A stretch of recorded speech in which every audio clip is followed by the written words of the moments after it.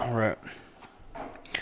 Welcome back to part two of Lori's story. I'm Aaron, and I'm here with I Lori am Zimmerman. Lori. That's Zimmerman. that is Lori. All right, so we're going to get into a little bit heavier today. Lori and I spoke with each other, and we thought of questions. I thought of questions that I wanted to ask, and she said she left out a ton of crazy shit. So let's get a little bit deeper into this. You ready? Yeah, I'm ready.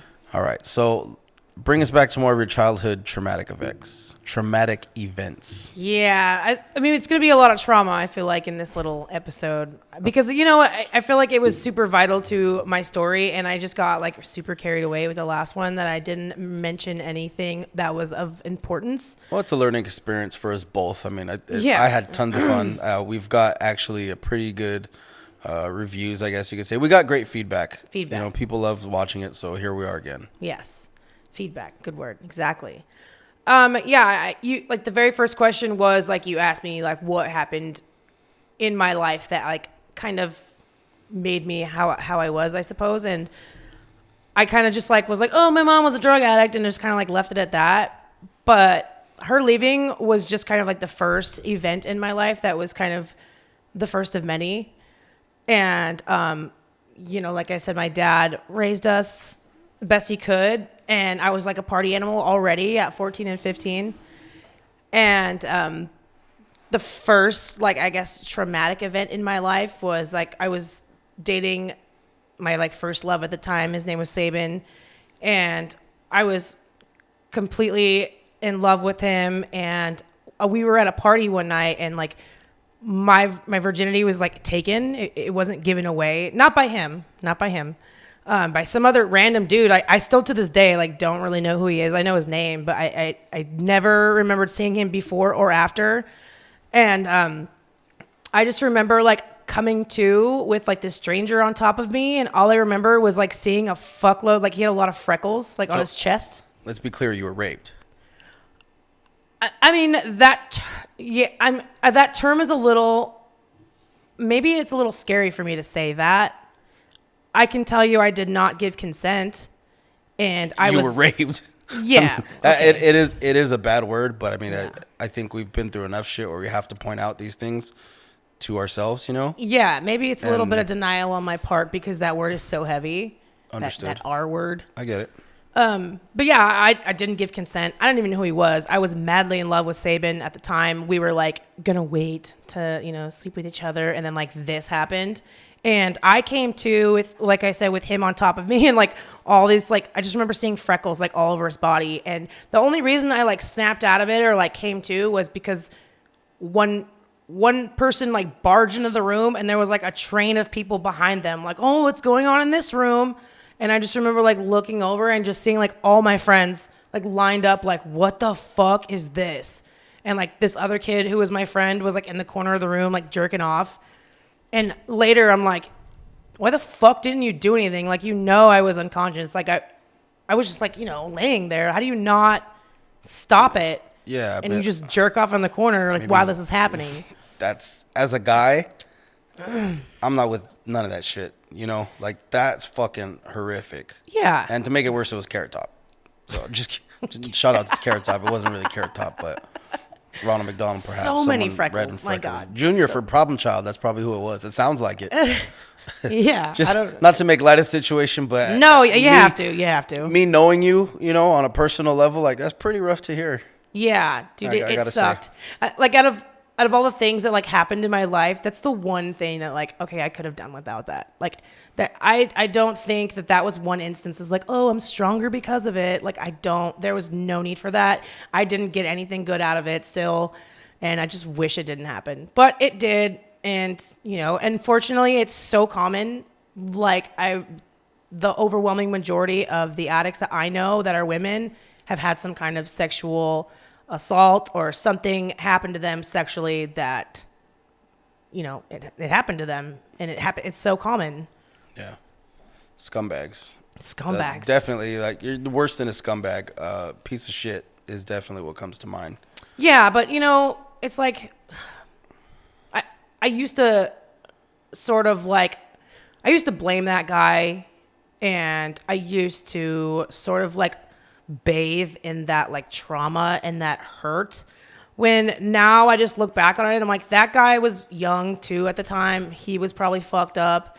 Like, I don't know. Like, obviously people don't get drunk and they just like start, fucking unconscious girls. But like at the same time, I'm like, fuck.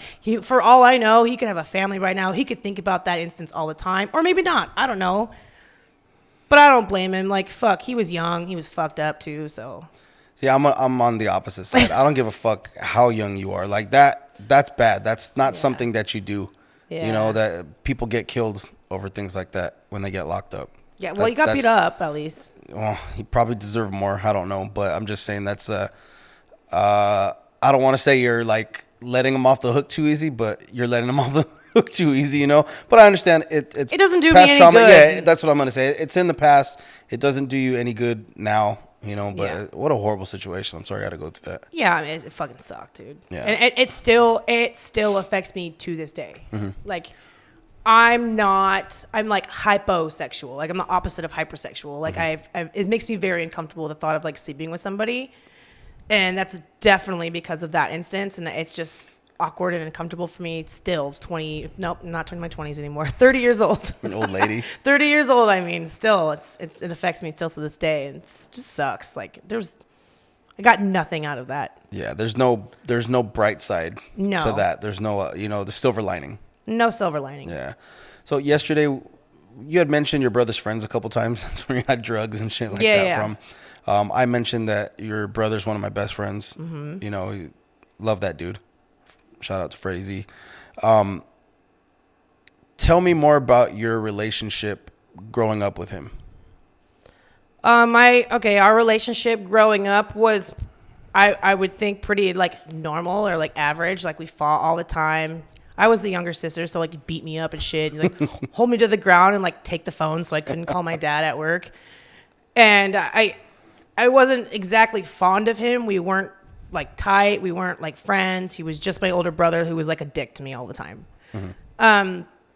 And then he went and enlisted in the Army because his life was kind of spiraling down a little bit. And then he enlisted in the Army and went overseas. He was like in Kuwait and Iraq and stuff. And when that happened, like after he graduated basic training, and like we went to go see him at his graduation or whatever, and I was convinced he was going to die. And I was so angry at him for basically signing up to die. Like, that was how I took that, and I like took offense to it almost. When I found out he was going overseas, especially too, and it wasn't even until like he got back that we started becoming like pretty tight. Like, maybe it was because I realized I could have lost him. And also, I had already been a heroin addict for a couple years by the time he got back, and maybe he felt the same. Like, I could have lost my sister due to drugs, I don't know. We never really talk about it, but I just know, like, it wasn't until after he came back that we started getting pretty tight. And we just got closer and closer, like, over the years. And he just became my best friend. Like, my whole world was my dad and my brother. We lived together a couple times. We did everything together. We had mutual friends. And that's just how it was for a while. But him going to the Army was when I like really spiraled after that happened. Probably, because that was my coping skill for everything. I mean, like, I stubbed my toe hard enough and I would get high over it. Like, my brother's going to go die overseas. You know what I mean? And I could not handle it. I thought he was going to die. Would you make things more of a bigger issue than they really were to justify doing drugs? Probably. Yeah, probably. Mm-hmm. And I would use it and roll with it. My mom left me. Like, you get high over it. My brother's gonna die. I'm gonna get high. Like, it's like poor me. Let's yeah. get fucked up and drown our sorrows. Yeah, and you don't understand what I'm going through. You don't get me. And fucking bang, bang, bang. There's this dude I listened to, Wes Watson. Was in the penitentiary for like 10 years, and he talks about like depressed people. And he says, like, if you listen to the inner voice of a depressed person, they're so, like, self-centered and selfish. Everything is me, me, me. Yeah. Yeah, I don't want to feel this way.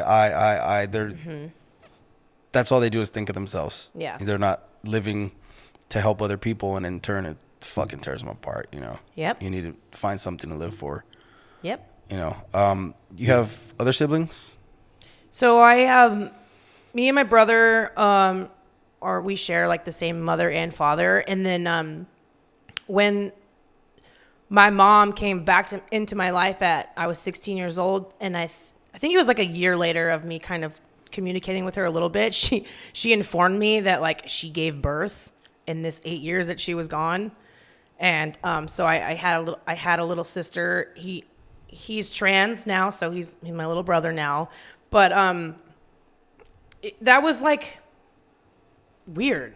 I don't know. It was he got adopted, so my mom put him up for adoption, and he was adopted into like this perfect, wonderful family who like I later lived with in my addiction. They tried to like help me out and stuff, but when I first learned about her at the time, her name was Ileana. I like met them at like a McDonald's or something like that, and I just was like staring at her like, oh my god, this is so weird. Like, did she resemble you? And not Fred? at all. No, she looks just like her dad. Like, there's not an inkling of my mom and her.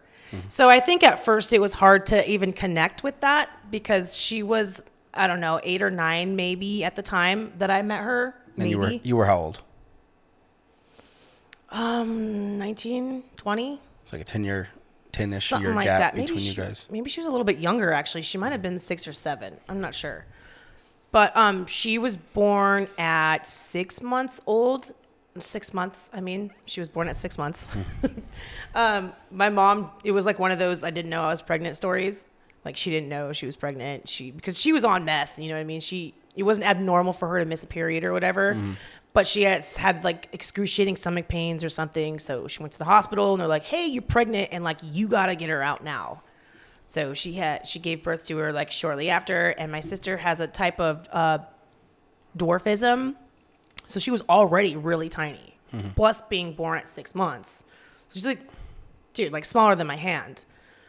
And she lived through a feeding tube most of her life. I think she started eating normal food not that long ago, maybe 3 years ago for the first time. Had like her first French fry and then had her first piece of crab meat. And like now she's pretty normal. Like he can eat normally now, but just like a crazy life. And, yeah, he was adopted by like the best family ever. Were they stood there in Henderson or Las Vegas area? They live in Las Vegas, yeah. Okay. What do you want to tell me about Boston? Oh, Boston, not the city. Oh, name. A name. Yeah. So this is like one of those instances where it's like I put myself in really fucked up situations. And before I moved to Lake Havasu, there was like a little time period between when my ex had went back to prison and before I moved to Havasu where I was just kind of like afloat, like barely surviving. And I was like hanging around with one of my dealers and he was just like barely just keeping me well every day. Like he was like taking care of me even though he really didn't want to, but he was like trying to do a favor for his homie, you know? Yeah. Who was locked up. And finally, he just like had enough of me, and he like pawned me off on some random guy like in the middle of Las Vegas. And this guy like he held me captive. Really, is what he did. He like wouldn't let me out. He like had a gun to my head, and he would not let me leave. How long did this go on for? Only like 2 days, but it was scary. And like he would not let me leave, and he was just gross. Like, you know, you need to fucking do this or I'm going to kill you, or you need to do this and I'm never going to let you, or I'm like never going to let you go. You know, like suck my dick, fucking suck my feet. Like, dudes are so disgusting. Yeah, I know. It was gross. And the guy who dropped me off there, like he knew what he was doing. He probably got paid for that. You know what I mean? Like just shitty people. Yeah. So that happened. I like called my friend Vicky to come pick me up, and she did. And I was like telling her this crazy thing that just happened, and we're just getting high over it and whatever. And then that's when I went to Havasu right after that, and you know, getting caught up with all these pieces of shit. And yeah, the guy's name was Boston. I'm sure someone out there knows who it is, but I was hanging out with this guy. I was only 21 at the time, and he was like 50, I think. And he did lots of drugs too, and I slept with that guy, and I didn't know that he had cameras all over his bedroom. Bruh. Yeah. I had no idea. Did not find that out until months later when someone else who he had done that to found out somehow and was like spreading the word, like any chick who knows this guy, if you slept with him, like there is a video of you. Yeah. And then someone told me like, yes, there is a video of you. I saw it. I'm like, what the fuck, dude? Do you know whatever happened to this guy?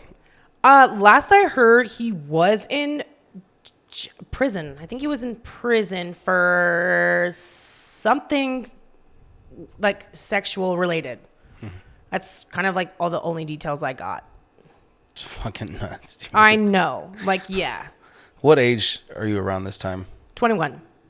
Yeah, I had just turned 21. You told me previously in our conversations that everyone that you did heroin with or did drugs like that is gone. They're all dead. What from Havasu? I don't know, but you just told me that. I don't know. No. exactly Not but everyone is dead. Like, especially the people that I ran around here in like Havasu, like they're either dead or in prison or on parole. Like the underground like drug scene in Havasu, at least it was back in like 2012, was fucking crazy. Like I never would have known that it's like that. I had another guy here that. So in the last one, I was telling you how like I saw a guy like stab somebody. Well, like that guy, he held a knife to me one time to my neck because he thought I like ratted on him about him like robbing our friend, and that never happened. But he was like, "Hey, meet me at the gas station. Like I have a dub for you or something. I have a 20 sack for you or something like that to lure me there." And he fucking got out of his car. He's like charging me. He's got like a knife to my throat and shit. And that guy was in prison. I'm not sure where he's at now, but. Yeah. And everywhere else, I mean, yeah, people die all the time. Like I said last time, I found my roommate's body in the alley, and Sabin, that one boyfriend I bring up often, like it's not clear how he died. I haven't gotten the full answer. I have a feeling how he died. And, but that's not what I'm being told, and I don't believe what I'm being told. One of my childhood friends just died last week, Pat McCracken. Like, grew up with him. Our dads went to high school together here in Havasu, and me and Pat grew up together in Henderson. Drug overdose? Drug That's another thing is I haven't gotten the story, but what I had heard is like, yeah, it was drug related. There's so many people that don't make it out alive. I know, all the time. It's nuts. I've been to a ridiculous amount of funerals. Like a Xanax was a big one. I've been to a couple funerals due to like Xanax, and one of them was an ecstasy overdose. If anyone in Vegas remembers that girl, she died from ecstasy. Her name was Amanda. I didn't even know you could die from that. She did, I guess. Yeah, been to just too many, and probably got like a horrible pill or something like that. Dad, you know I love you, but I gotta keep it real. Me and Obi one time we did like 16 ecstasy pills in like one day. So I was like, I wasn't aware you could overdose on shit like that. That's ridiculous. How sad, man. I know. Another friend of mine growing up, his name was Bo. I think he died in a car accident. But from what I remember hearing is that he was like on acid and on some other things. I can't remember exactly what it was, but he was just really fucked up, and he died in a car accident, and just so many people. So crazy how like things go hand in hand. Like there's nobody that just does like one drug.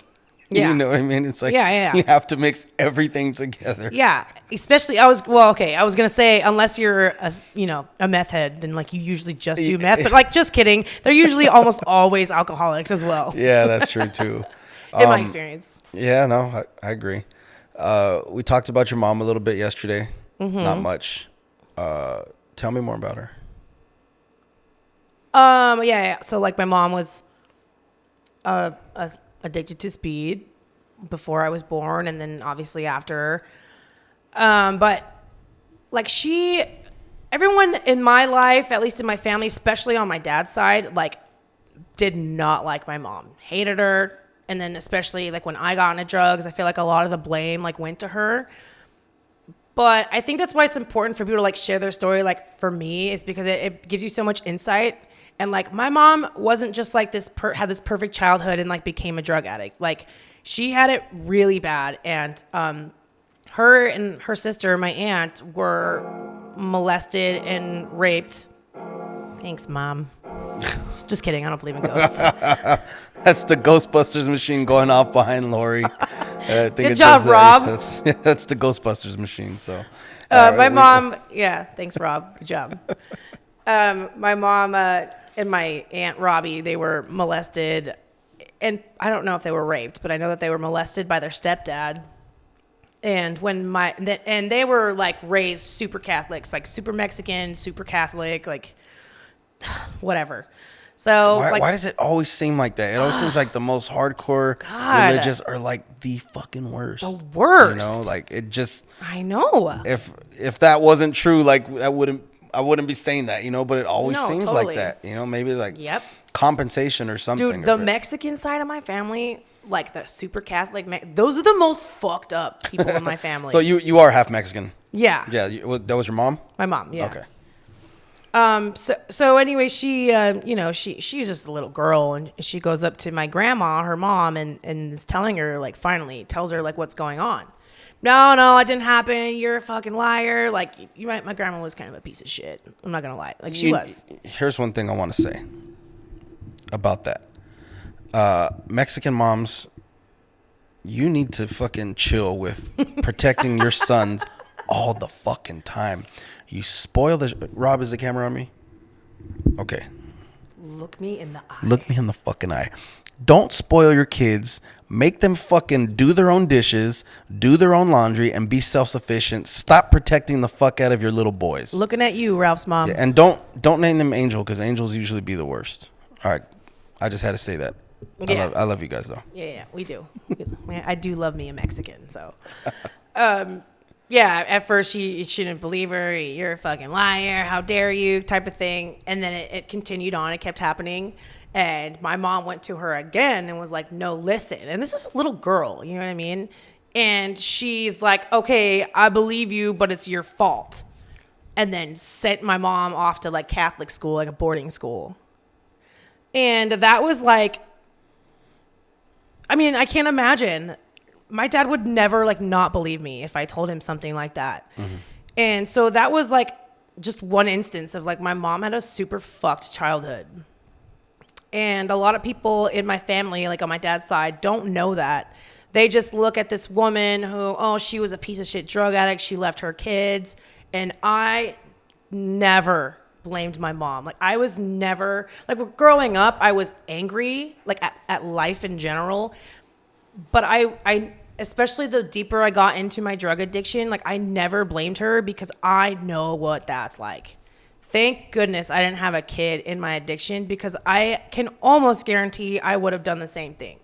Or it's quite possible I would have done the same thing, because you have no control. And like, years later when me and my mom like reconnected, I didn't care that she was on drugs. Like my brother wanted nothing to do with her. My brother's Mr., anti-drugs. I don't want you. I don't need that. I don't want you in my life. And I didn't care. Like, I was just happy to have her. And there was, yes, we got high together, sure. But I don't care. Like, I got times with her that my brother didn't get. And, like, there would be times where we'd be, like, laying in our bed. And I'm an adult at this point, you know what I mean? And we'd be laying in our bed, and she'd grab my hand. And she would, like, rub my palm with her thumb, and we'd, like, hold hands. And I remember, like, fuck. This is what I missed out on. Like, I didn't get that, you know what I mean, growing up. She wasn't there, like, when I got my period, or she wasn't there when I went through terrible breakups, anything like that. So as an adult, like, having that time with my mom, I was just happy to have it. So it's like shit is so bad that whatever little, I don't know what to call it, scrap of love and affection. Yeah, and bonding. Was like bonding, yeah. It sounds insane and fucked up, but, like, yeah, me and my mom bonded about a few things. We bonded over drugs. We bonded over like the pain that we felt, and we bonded over our atheism. You know what I mean? Yeah. That's what it was. And it sucks because like my dad and my brother, they don't understand that part of me. They can never relate, and it's to no fault to them, but they just can't. They never will. Everyone's different, you know. That's one thing I love about your brother is like it for those that don't know, Freddie's like tattooed from head to toe. He's got face tattoos. He looks intimidating. He even said I look like a degenerate. He's not. Like, I fucking love this guy. He's a great guy, you know. And one thing like his conviction, you know, no drugs and stuff like that, and he will cut you off if you're into that shit, you know. So that's one thing, like, that's a hardcore conviction of him that I appreciate, you know. Like I said, everyone's different though. You know, his zero tolerance versus I just want some affection from my mom. Yeah, I mean, that just comes also with, like, experience. He's had nothing but terrible experiences of people that he loves doing drugs and falling off the face of the planet. Right. And, like, with me, I value the connections that I have with people, and I can relate. So what am I going to not talk to somebody because they're using drugs? Like, fuck, I know what that's like. So the least I can do is at least let those people know, like, hey, I love you. I'm here for you. And even if that means I can't be around them because they're using, I'm still going to, like, be like, hey, I love you. And, like, I got you. I know what you're going through. And that's just one of those things that, like, that experience gave me is, like, compassion. That's the word for it. Compassion. I feel you. Tolerance and patience. How did your mom die? Tell me how your mom died. I'm sorry. I didn't know this was a comedian. I don't know it's a comedian. You know? Tell me how your mom died. Right now. Is that like one of those laughs where it's like, oh, fuck? No, it's fucking whatever, dude. It's like 2016, I moved to Washington to go live with the uncle I was telling you about that I'm, like, super tight with. It's like another dad to me. He lived up in You were just there like a couple weeks ago, weren't you? You were just there like a couple weeks ago, weren't you? Yeah. Well, yeah, okay. Yeah. To go see my cousin, his daughter. Okay. So they live, he lived outside of Portland in it was the little tiny town called Washougal, Washington. It's right outside of Vancouver, Washington. And so I go stay with them. I sort of try and get clean, kind of. And I was dabbling here and there. It was rather hard to find out there because we lived kind of off the grid. Like, it took like 20 minutes to get to Portland. But then I found, you know, dealers eventually. It just was a pain in the ass to get. So anyways, I was like, oh, I haven't talked to my mom in a while. Like, I'm going to try and get a hold of her. I couldn't get a hold of her. And then I kind of let it go for a while. I did, like, a little bit of research. Like, I called, like, her one friend that she had. She didn't really have anybody except for me, like, just one friend. And I go, hey, like, I haven't heard from my mom. Have you heard from her? And she's like, no, I haven't seen her since or talked to her since you came over with her back in February 2016. And this was in August. I'm sorry, 2015. And this was in August 2015. So 6 months prior to that. And I was like, fuck. And her friend's like, yeah. And she left her ID and her food stamp card here. I'm like, what the fuck? Like, there's something wrong here. Like, no, like, drug addict, homeless person is going to leave their food stamp card somewhere. You know what I mean? Yeah. And it bothered me. Yeah, it bothered me for a few days. Or that day, I went on to the Clark County Coroner's Office website to search her name, search any Jane Doe descriptions that might match her, because she was a drifter. She was homeless, you know, motel. And I didn't see anything, so I let it go. And then if it might have been just a few days later, her storage unit, like the storage company or whatever her storage unit was, called me. It was like, hey, we need payment for Tony Zimmerman, because my name was on the paperwork too. And I'm like, what do you mean? She's like, well, we haven't gotten a payment from her in 3 months. I'm like, what the fuck, dude? And so I ended up calling the coroner's office that day and was like, I gave her name and birth date, you know, Tony Zimmerman, 11/28, 60, whatever. They're like, oh, yeah, we had somebody come through here, the coroner's office, 6 months ago, back in February. I'm like, I'm sorry, what? Like, yeah, who is that to you? I'm like, that's my mom. He's like, oh, yeah, she came back here 6 months ago, back in February. Like, okay, like. This was right after you were just with her? I was with her 6 months before that. Okay. But then I had moved away. I moved up to Washington. Mm-hmm. And it wasn't, like, abnormal for me to not talk to her for a while. But when I couldn't get a hold of her, like, that was worrisome. And then the storage unit called me. I'm like, what the fuck? And then they're like, oh, yeah, she's at Davis Funeral Home in Henderson or Vegas or whatever. I'm like, okay. So then I called the funeral home and they're like, oh yeah, she's still here. Like she was just chilling in a freezer, like pun intended. She was just chilling in a freezer. You gotta laugh, you know what I mean? You gotta Holy laugh. shit. But yeah, she was chilling in a freezer still 6 months later. I guess they were waiting on somebody to ID her? claim her, I suppose. So last she was seen in Washington, or last she was No. seen in Vegas? She was in Vegas. Okay, I'm sorry. Yeah. She was in Vegas, and I had to jump through all kinds of hoops and like affidavit or what's it called when you get it signed and someone's got to watch you sign? Notarized. Mm-hmm. Anyways, like saying yes, this is my mom, this is her birth date, this is my birth date. I think I had to send a picture of my birth certificate even for me to get a picture identification of her because I was states away. You know what I'm saying? And she had nobody.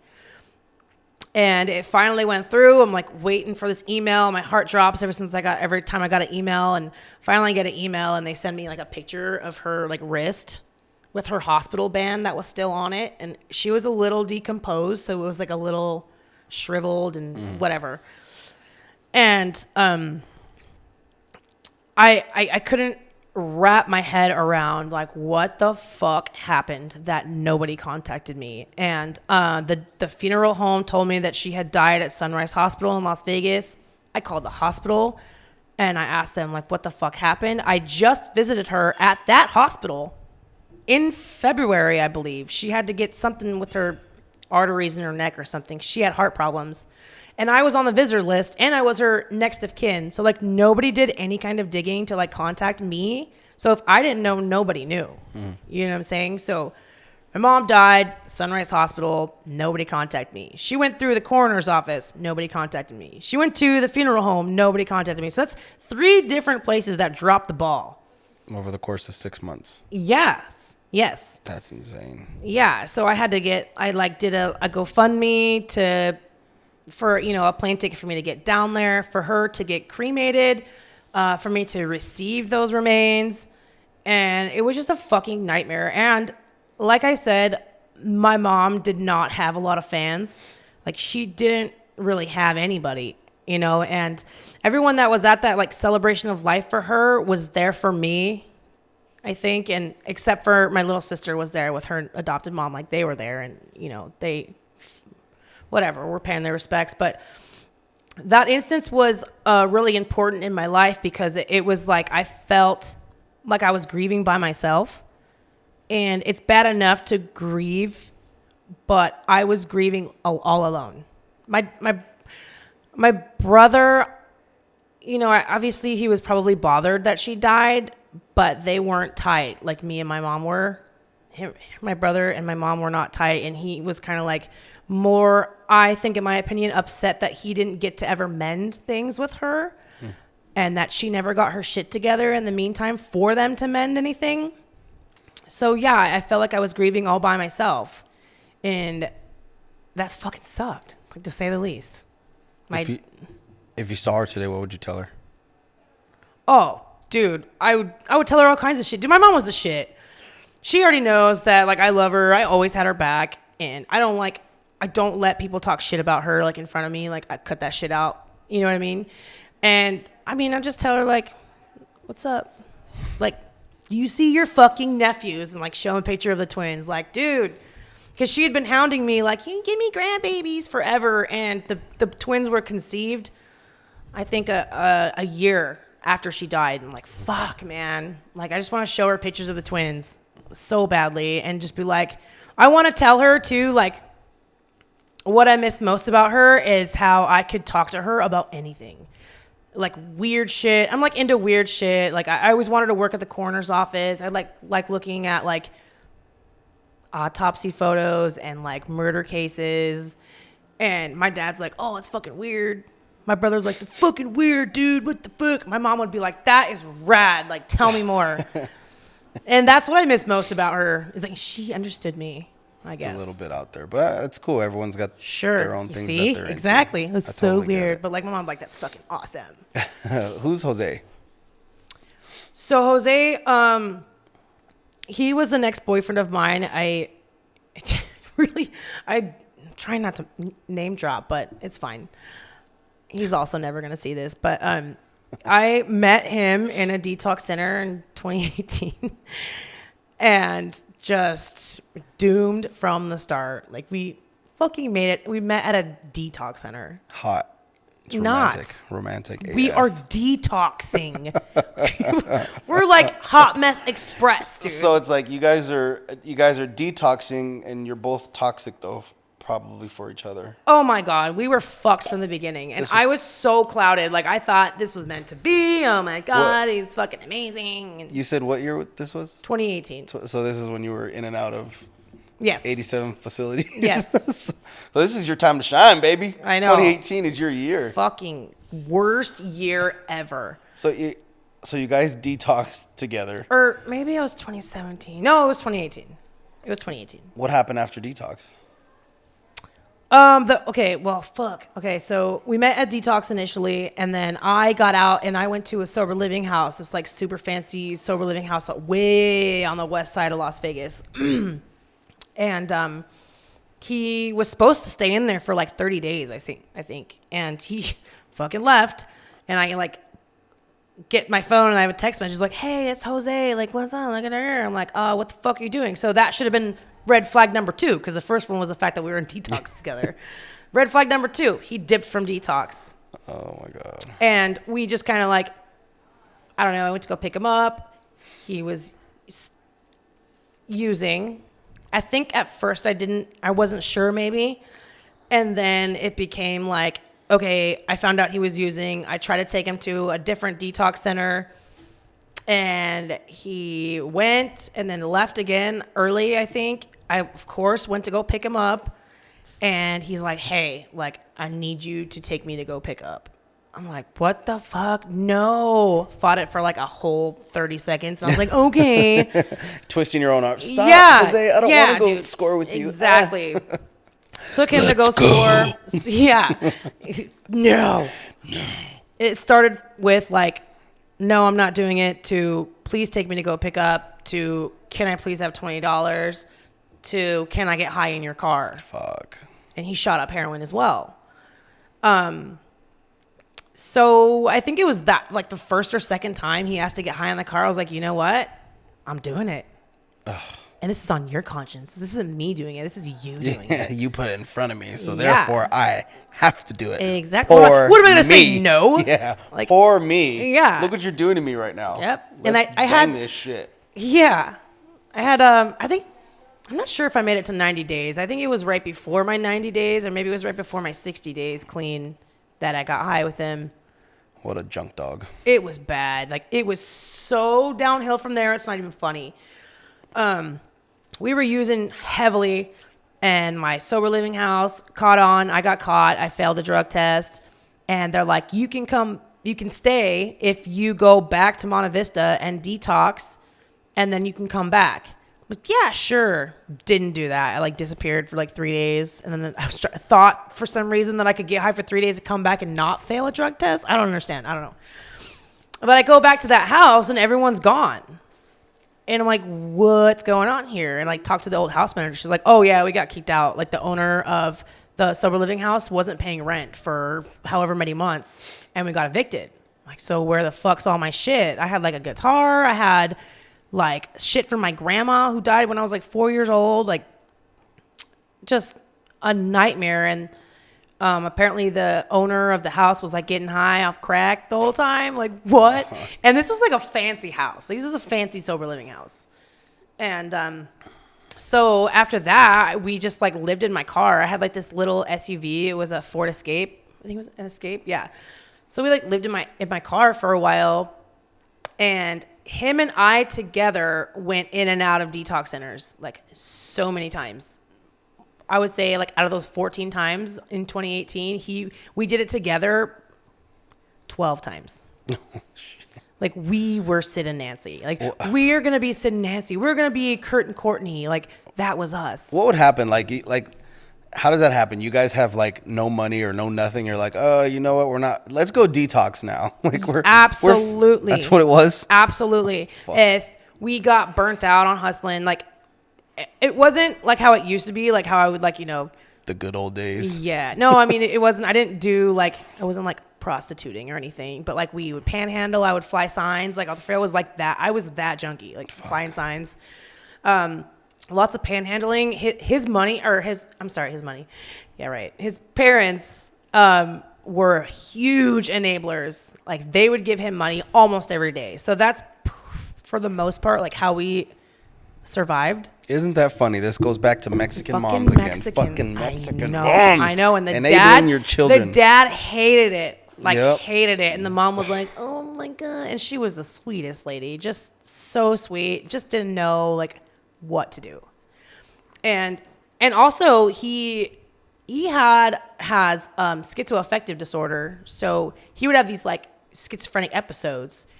And he had renal failure, like his kidneys were failing. He was only 30 or something like that. So I think his mom like felt bad and was like, and again, whatever.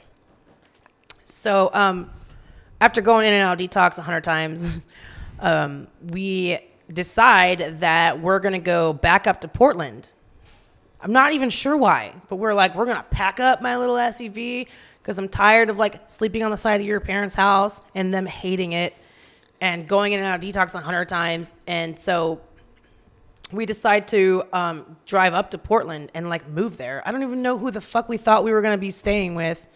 Maybe my cousin Ashley who lives up there. I don't even know. But we start our little trek up there and we stop in San Francisco for a few days. And don't get me wrong, like it was a lot of fun. I think we bought like I can't remember how much, but a lot of black to like last us until we got up there. And then I'm like, I got a guy up there. We'll be fine. The trip there was a lot of fun. It really was. We stopped in San Francisco, had a blast. And we went up to Portland. The Heroin tour of 2017. Yes. And we fucking get up there and I cannot get a hold of this guy. Like, I didn't think to contact him before we made that journey. No, why would you do something logical like that? Yeah. No. And get up there, can't get a hold of him. I found out like the day after or something like that he was in fucking jail and was gonna be in jail for a long time. So we were fucked. But also it's Portland and you can find heroin downtown, just like San Francisco. It's like, anyways. So I think it's a prerequisite to like go in the city. It's like, do you bang heroin? No, get the fuck out of here. Well, yeah, especially in San Francisco. All right, get out of here, dude. San Francisco is crazy. And Jose, he's obviously very, very Mexican. He speaks his Spanish is his first language, you know what I mean? So we would find any like Latino looking person downtown San Francisco and he'd be like, hey, like speak to them in Spanish, like, hey, we need some black, right? And the fucking first guy was like, oh yeah, right here. I mean, there's people shooting up on the street downtown San Francisco. It is crazy there. It's retarded. So would you say you're in heaven at this point? Yeah, except I wasn't because we were fighting like crazy this one day and he fucking backed the car into me. Like physically hit you with the shit? Yeah, on purpose. That's hot. It wasn't. No, I wouldn't say it was. It fucking sucked and I was so stuck. What am I going to do? Like we're in San Francisco. So we just like bury the hatchet, whatever, and go up to Portland. Can't get a hold of my guy. We have like $40 left to our name. We were out of black.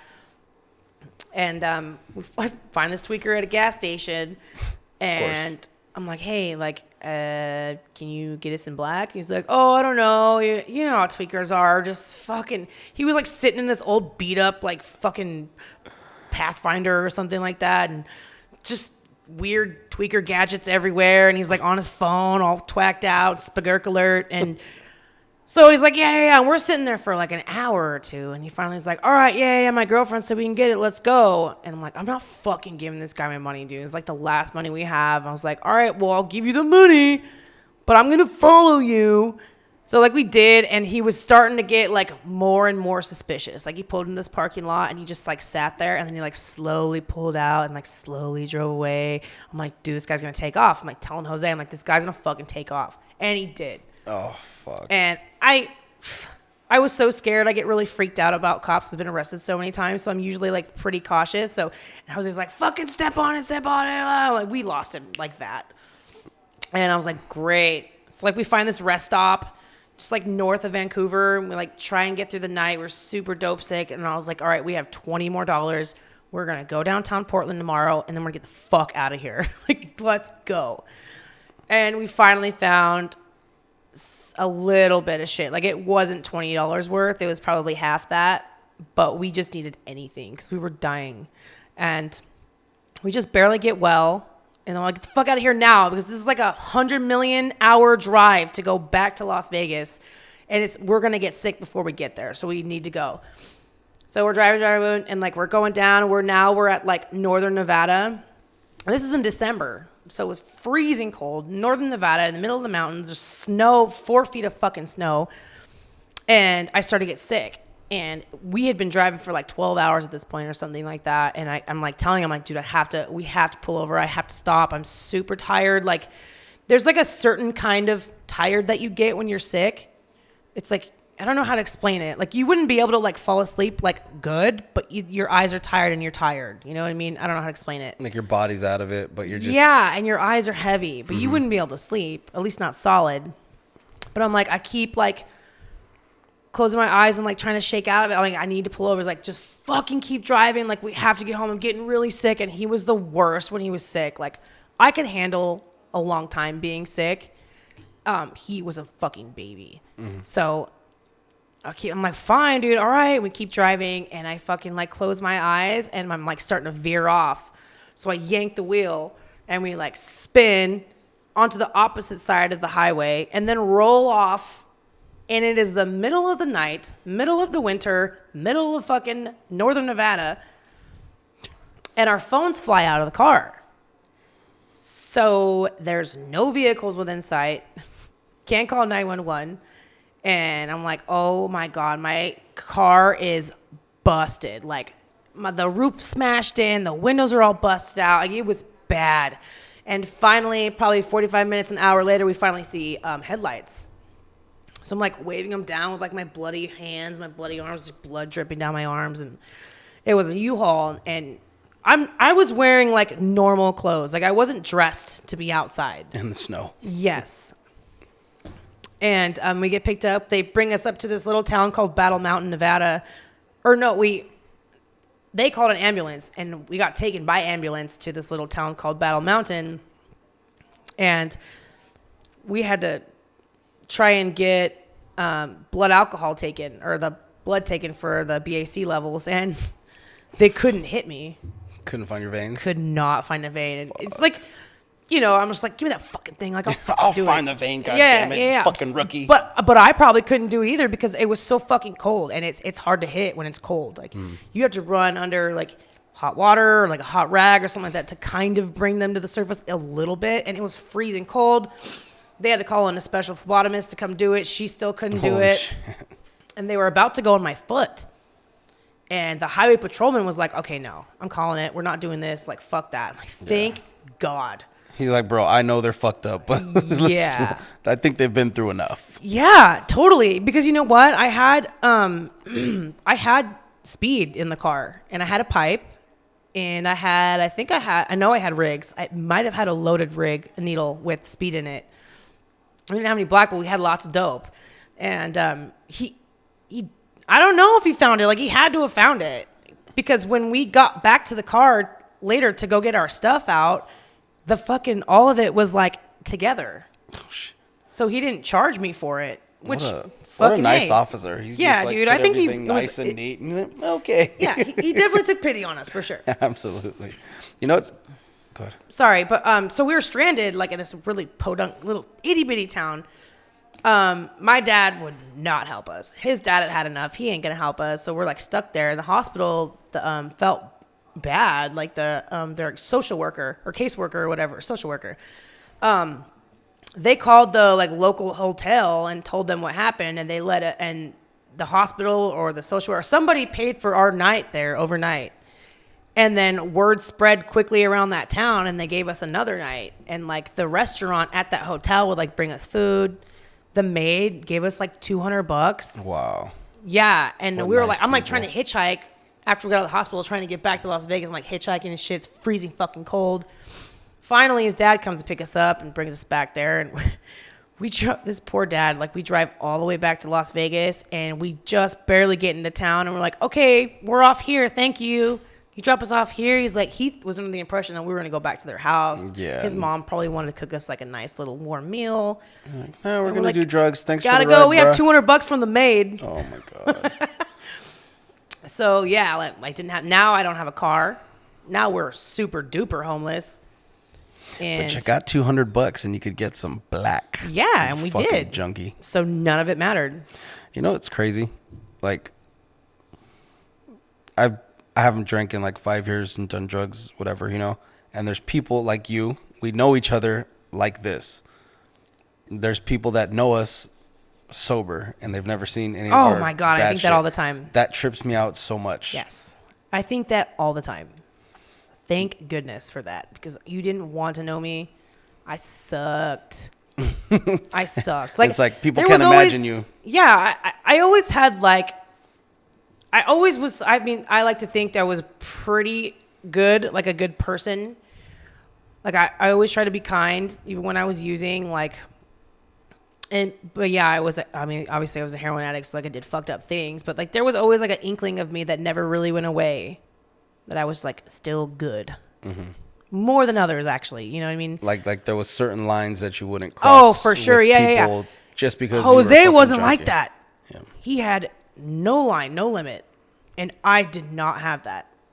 I just didn't. Are you grateful for everything you've been through?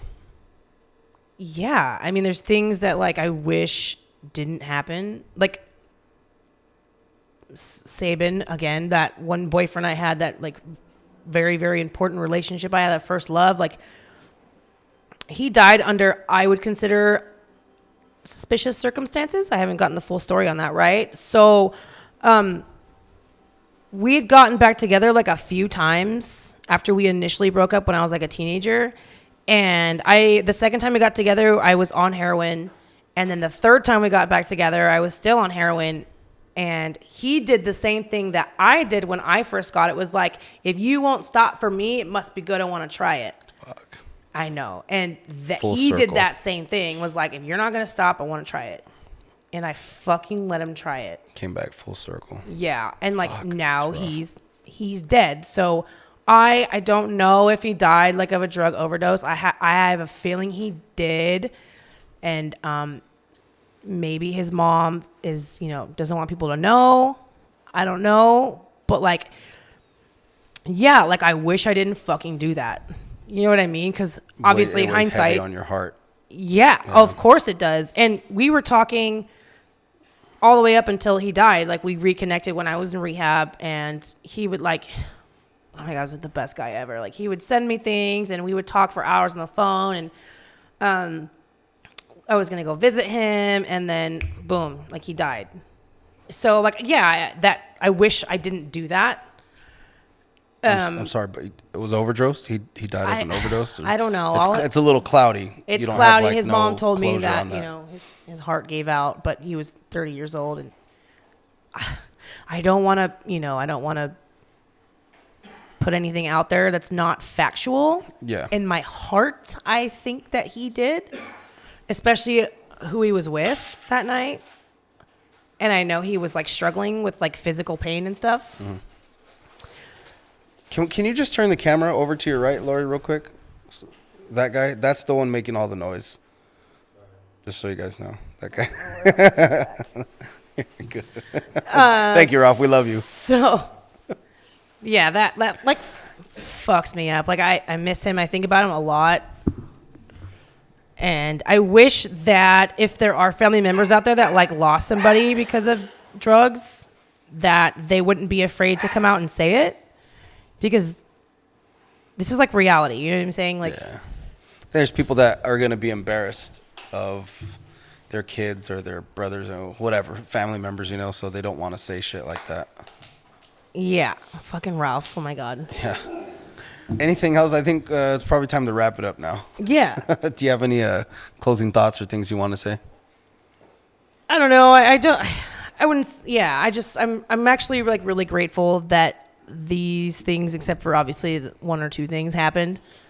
I think that right now I am like so content, and I think of myself as like awesome. Like, I think I'm beautiful, like on the inside. Like, my soul is this way because of what I've been through, and I have compassion for people. And I don't know how I would have been if I wasn't ever on drugs or like had gone through these things. So like every single morning, especially now that I live in Lake Havasu, and I always wanted to get back here.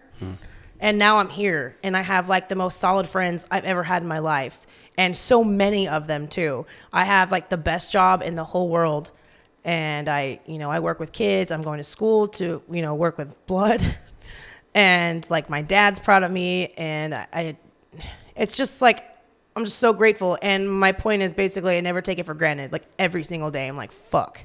Dude, I'm so lucky to be here, especially because my friend Pat, he just died last week, and it's like, oh my God, I made it.